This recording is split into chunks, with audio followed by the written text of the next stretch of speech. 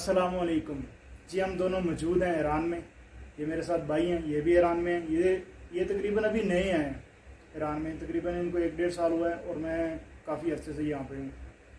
और ये भी अनलीगल तरीके से है, डंकी लगा के। मैं भी तो अभी मैं इनसे पूछता हूँ ये क्या मुश्किलात है रास्ते में जो आती हैं, और क्या है, इधर का हिसाब किताब क्या है, क्या पाकिस्तानी जो आते हैं इधर वो क्या काम करते हैं, उनको क्या प्रॉफिट होती है, उनको मसलन कि क्या तनख्वाह मिलती है।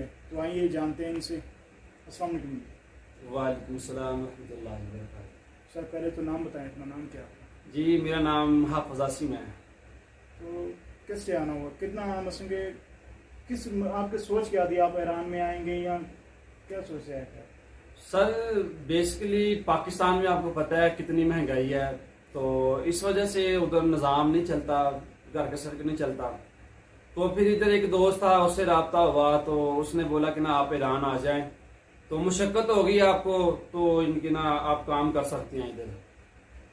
नहीं, बहुत सारे लोग ये सोच के आते हैं डंकी पे कि वो आगे जाएंगे। आप क्या सोच के आए थे? आप ये सोच के आए थे आप ईरान में आगे काम करेंगे, या आप ये सोच के आए थे कि आपको भी आगे यूरोप की तरफ जाना है?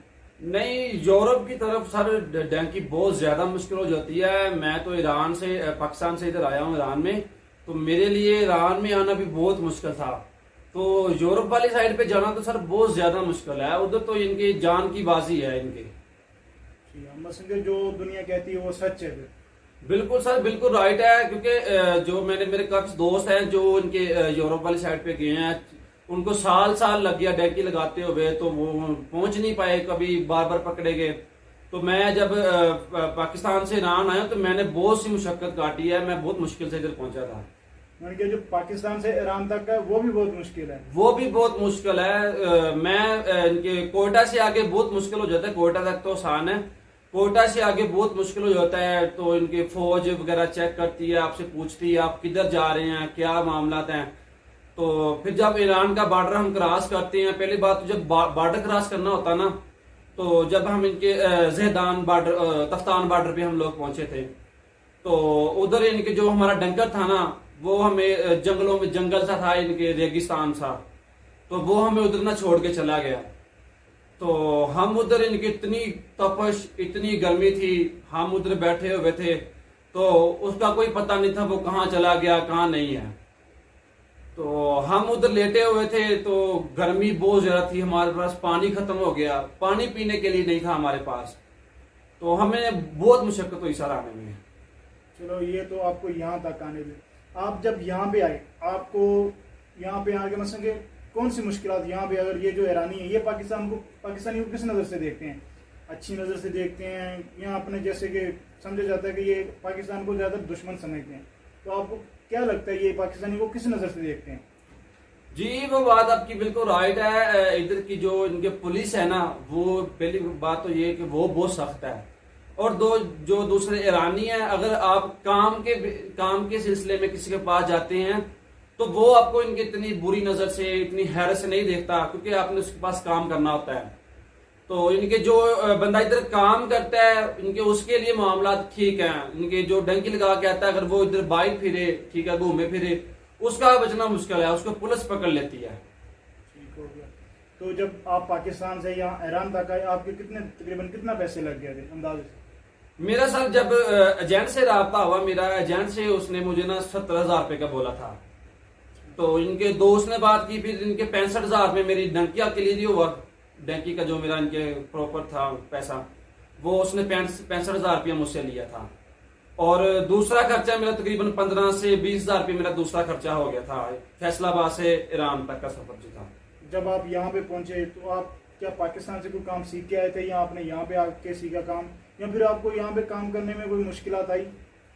जी सर, मुझे तो बहुत ज्यादा मुश्किलात का सामना करना पड़ा इधर, क्योंकि मैंने पाकिस्तान में काम नहीं सीखा था, तो मैंने इधर आए काम सीखा। मैंने सर इनकी बहुत मुश्किल हुई, कभी किसी के पास काम सीखना, कभी किसी के जाके मिन्नत करनी, सर मुझे काम दे दे, मुझे काम सीखना है, प्लीज मुझे काम सिखा दे।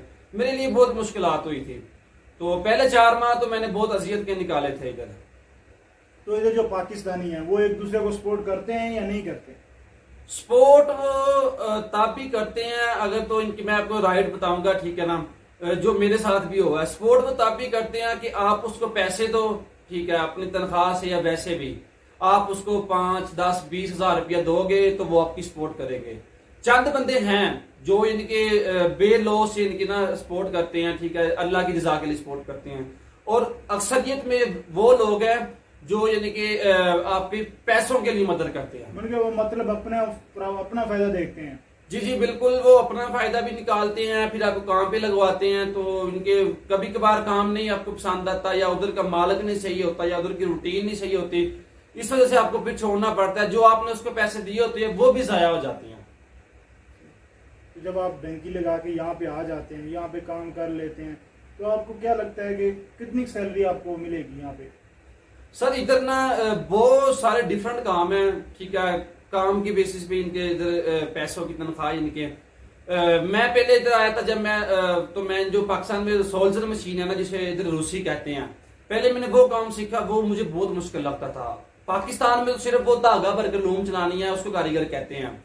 इधर ईरान में रनिंग का सारा काम आना चाहिए, जो इनके जो वहां पर मैकेनिकल जिसका काम कहते हैं ना, वो इधर कारीगर को आना चाहिए, तो फिर वो कामयाब हो सकता है इधर। मतलब के जो उधर एक मशीनों 10 मशीनों पे मतलब के 4 से 5 बंदे काम कर रहे हैं, इधर एक बंदे को काम करना पड़ता है वो। जी जी, इधर जैसे पाकिस्तान में फी कारीगर 4 मशीनें चलाता है, कोई है खाता मेरे ख्याल से कोई रिपोर्ट होगा जहां पर वो 6 मशीनें चलाता है एक कारीगर, वरना अक्सरियत में यही काम है उधर इनके, एक कारीगर 4 मशीनें चलाता है। इधर तो मैंने ये भी देखा है कि लोग 4, 6, 8, 10, 12, 14, 20, 30 तक भी मशीनें लोग चलाते हैं इधर। और सैलरी कितनी ईरानी कितनी देते हैं, और पाकिस्तान में कन्वर्ट कर दो तो वो कितने बनते हैं? मेरी जो इधर की जो सैलरी है ना, ठीक है, जब मैं नया आया था तब मैं इनके इतना कारीगर नहीं था, मैं छोटे मोटे काम पे लगा था, तो तब मेरी ईरान की जो सैलरी थी वो 6 मिलियन थी। तो वो पाकिस्तानी मेरे अंदाजन तकरीबन से 34 से 35 हजार बनती थी। तो आखिर में आपसे एक सवाल, जो भाई पाकिस्तानी इधर आते हैं गैर कानूनी तरीके से, क्या उनको ऐसा करना चाहिए, ये ठीक है या नहीं ऐसा करना चाहिए? आप क्या? सर अगर तो मैं तो यही राय दूंगा, अगर तो उनका इनके हालात का कोई मामला है, उधर पाकिस्तान में नहीं निजाम चलता, ठीक है, तो वो इधर डंकी लगाकर ना आए, बल्कि मैं तो यही कहूंगा कि वो वीजे और पासपोर्ट पे आए, क्योंकि हमें हर वक्त यही खतरा रहता है कि हम अगर बाहर जाते हैं इनके घूमने के लिए, कहीं भी जाते हैं, हमें सिर्फ पुलिस का डर रहता है, किसी वक्त भी पुलिस हमको आगे पकड़ ना ले, क्योंकि हम तो चेहरे से देख के पहचाने जाते हैं कि हम पाकिस्तानी हैं। जो इधर का माहौल है, इधर का कल्चर है, वो पाकिस्तान से बहुत ज्यादा डिफरेंट है। हम उस कल्चर को फॉलो कर रहे हैं अभी, ठीक है, ताकि हम उनके डिसिप्लिन के मुताबिक चल सकें इधर। जब आपको पुलिस ने कहीं से पकड़ लिया तो वो आपके साथ क्या करती है, क्या सजा देगी आपको, क्या मसले प्रोसेस है? जो यानी कि मैंने इधर देखा है, ठीक है, दोस्तों से पता चला है, बड़े से पता चला है, वो तो यही पता चला है कि जब वो पुलिस पकड़ लेती है, पहली बात तो वो आपको मारती नहीं है किसी भी लिहाज से, आप वो थप्पड़ वगैरह नहीं मारती, वो आपको पकड़ती है, आपसे पूछती है आप कहां से हो, कौन हो, पाकिस्तान से हो, हम बताते हैं कि हम पाकिस्तानी हैं, तो वो हमें हथकड़ी लगा लेते हैं, फिर वो इनके हमको इनके इधर जो थाना है वहां ले जाते हैं, फिर वो हमको डिपोर्ट कर देते हैं, पाकिस्तान भेज देते हैं। अगर आपने 1 साल बाद, 2 साल बाद, ये 4 साल बाद खुद आपने वापस जाना है पाकिस्तान, तो फिर कैसे जाना है?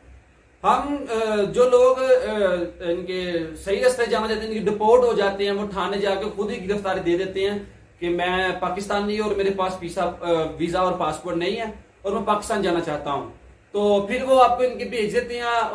कई लोग तो फिर डंकी लगा के ही वापस जाते हैं।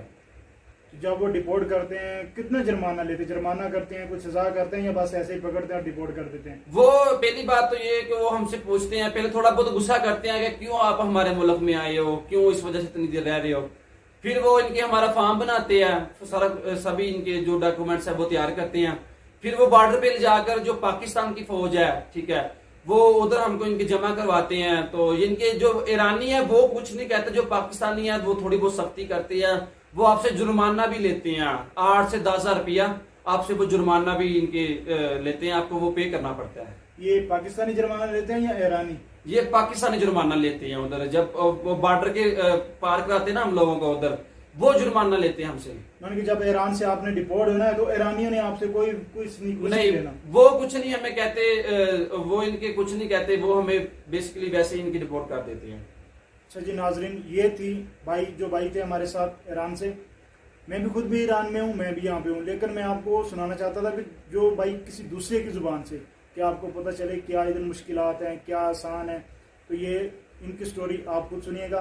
और अगर वीडियो अच्छी लगे चैनल को सब्सक्राइब कीजिएगा। इंशाल्लाह मजीद आपके लिए एक नई वीडियो, इंशाल्लाह मैं कोशिश करूँ किसी और का भी इंटरव्यू करूँ, फिर वो भी वीडियो मैं इसी चैनल पर अपलोड करूँगा। फिलहाल अल्लाह हाफिज़।